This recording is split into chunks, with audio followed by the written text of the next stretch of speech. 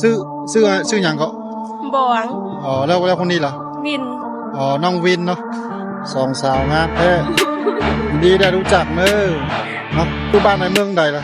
อยู่แขวงพระพันสาวพันธุ์เหรออันนี้อยู่บ้านเดียวกันเหรอ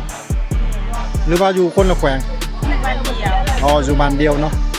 อายุจักปีแล้ว19 ปีอ๋อสาวคำมวลงามเนาะผู้ชายผอมบ่หรือมักผู้ชายตุ้ยนะได้กันได้อ๋อมันง่ายๆเนาะสบายดีเพื่อนๆวันนี้เราก็ออกมาเดินเล่นเนาะออกมาถ่ายผู้สาวไว้ทุกคนได้เบิ่งอย่าลืมกดติดตามเด้อขอคนละ1 ไลค์ 1 แชร์เป็นกำลังใจให้ด้วยขอขอบคุณทุกคนครับวันนี้บรรยากาศดีเนาะบรรยากาศเย็นมากเลยวันนี้สบายดีผู้สาวสบายดีสองสาวงามเนาะวันนี้ออกมาลิ้นกับมูเนาะมาวันนี้เป็นสิ่งหนึ่ง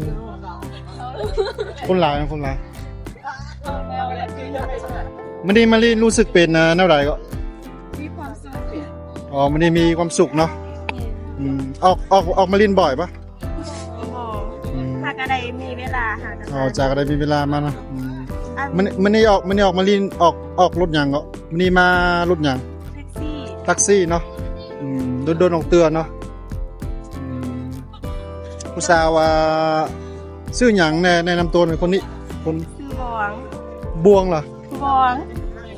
ชื่อหยังก็บวงอ๋อแล้วคนนี้ล่ะวินอ๋อน้องวินเนาะสองสาวงามแท้ดีได้รู้จักเนอะเนาะบ้านในเมืองใดล่ะอยู่แขวงพระพันสาวพันธุ์เหรอ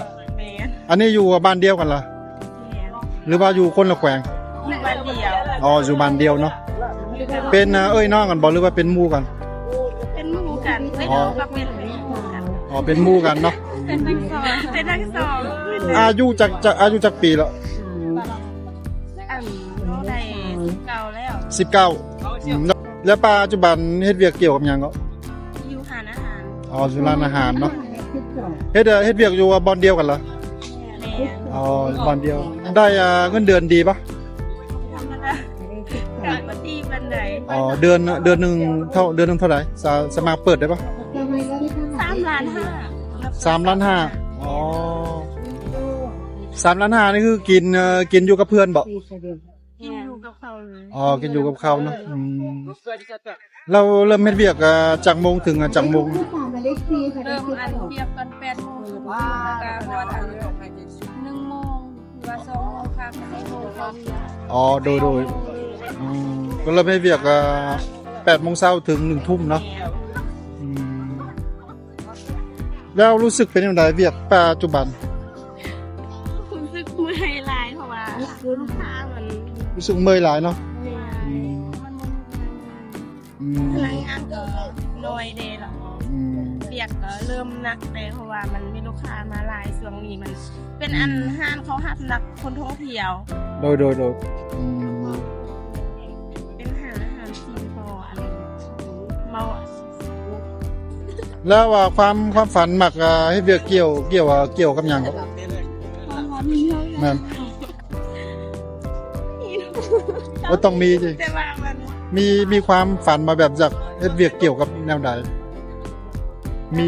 อยากมีความฝันอยากเวียกแบบมีความบุปุระบุมีความฝันมากให้เวียกเกี่ยวกับแนวใดก็มีความฝันแบบว่าอยากขายของออนไลน์หรืออยากให้แบบมีธุรกิจนวดเป็นของตัวเองอ๋อมีความฝันดีมากเนาะ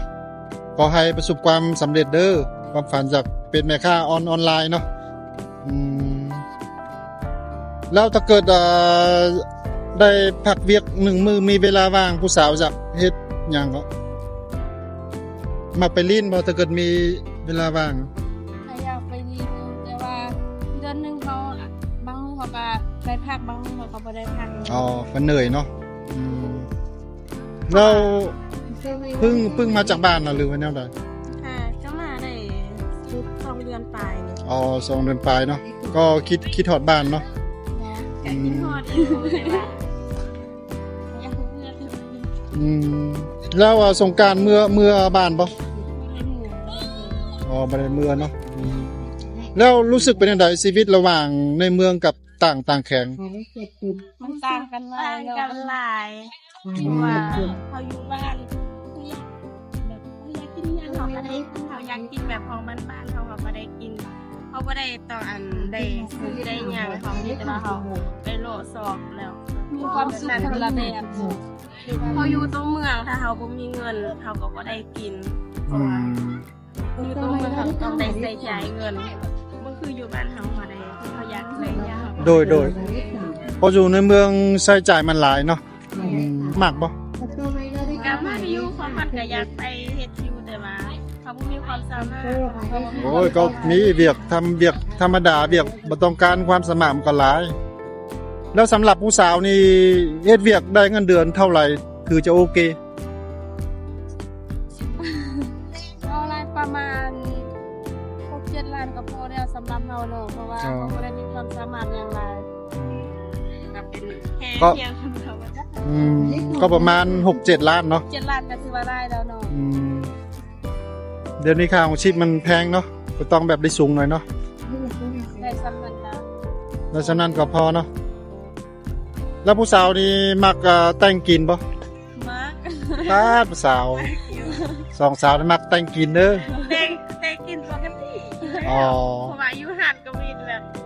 แล้วเขาจะได้กินเมย์ด้วยเหมือนกัน อยู่ร้านนี่คือทำตำแหน่งหยังเหรอ เสิร์ฟ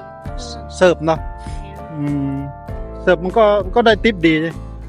ได้เลย อ๋อมันบ่เหมือนที่ไทยเนาะที่ไทยอยู่ได้ทิปดีได้เสิร์ฟ เพราะว่ามันเป็นอันคนจีนฮะเนาะเขามาแบบเขามากินข้าวแล้วก็ออกกินข้าวแล้วก็ออกเลยเนาะมันลายอยู่แบบ โดยเป็นร้านของคนจีนเหรอ แม่น อ๋อเป็นร้านของคนจีนเนาะสองสาวงามแท้มันนี่เนาะ ใช่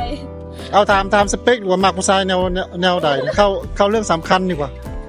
สเปคแบบไลฟ์สไตล์ผู้ชายแบบทรง A หรือทรง B เนี่ยฮะ สำหรับน้องเรามักใส่ทรงเอ อ๋อทรง A เนาะป๊าดแล้วมูล่ะมักผู้ชายทรงใดก็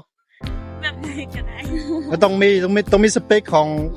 ตัวเองนี่แบบมัก แบบไหนก็ได้ อ๋อ ถ้าเขาพอใจในตัวเขา อืม ถ้าเขาพอใจ มักผู้ชาย100สูงเท่าใด100เท่าไหร่ตัว 10 ป้ายนี่ก็ได้ อ๋อก็มัก เพราะว่าเขาเป็นคนเตี้ยอยู่เลย อ๋อเนาะก็มักผู้บ่าว160ปลายเนาะแล้วนี่ล่ะน้องล่ะ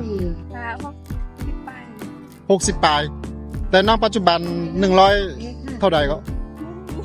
น้องน่าจะ100ก็60ปลายเด้อสูงเนาะมักผู้ชาย160ปลายแล้วมักผู้ชายตุ้ยหรือผอมมักผู้ชายแนวใดหุ่นมันตุ้ยหรือผอมกลางๆเนาะก็มักผู้ชายสูงหุ่นกับกลางๆเนาะแล้วค่าดองแพงปะ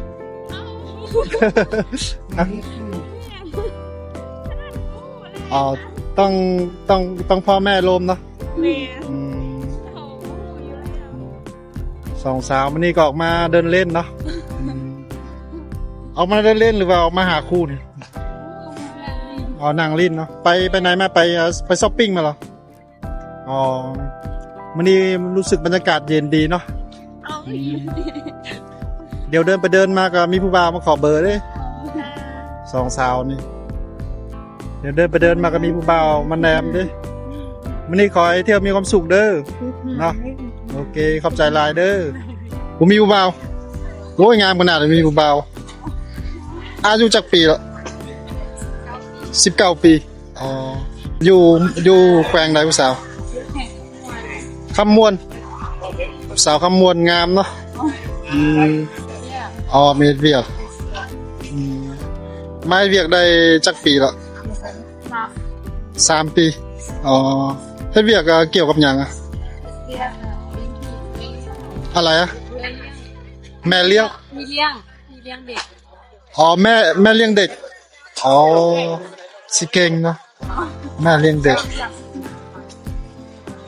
มื้อนี้ออกมาเรียนรู้สึกเป็นแนวใดก็บรรยากาศรู้สึกเป็นแนวใดม่วนเนาะแล้วสเปคมักผู้บ่าวแนวใดก็สเปคมักผู้ชายทรง A หรือทรง B ทรงไหนก็ได้ถูกใจ มักผู้ชายสูงประมาณเท่าไหร่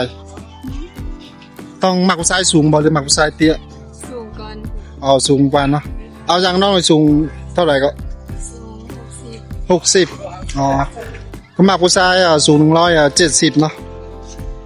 ไปอะไรถูก อ๋อ60ปลายเนาะมักผู้ชายผอมบ่หรือมักผู้ชาย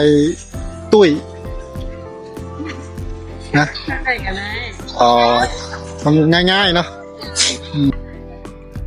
มันนี่ออกมาเล่น3คนนะ3สาวแต่งตัวเซ็กซี่แท้ถ้าเกิดอยากมาเป็นผู้บ่าวน้องนี่ต้องมีคุณสมบัติอย่างนะอ่ะมักผู้ชายนิสัยเป็นแบบใดเอาแบบจริงจังเลยจริงมักผู้ชายนิสัยเป็นแบบใดก็มักผู้ชายนิสัยดีเนาะแล้วก็ยังอีก ยังมีอะไรเพิ่มบ่อ๋อก็มักผู้ชายนี่ใส่ดีเนาะผู้สาวมักเฮ็ดกับข้าวบ่มักเนาะคือสิดีแท้ความฝันของน้องนี่อยากเฮ็ดหยังก็มีความฝันบ่อยากเฮ็ดเวียกเกี่ยวกับหยัง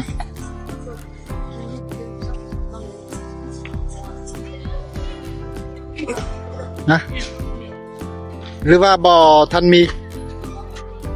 อ๋อ19นี่มันต้องมีแล้วนะ เขาก็มีอยู่แต่ยัง อ๋อเอาเว้าลองเว้าให้อายฟังดิ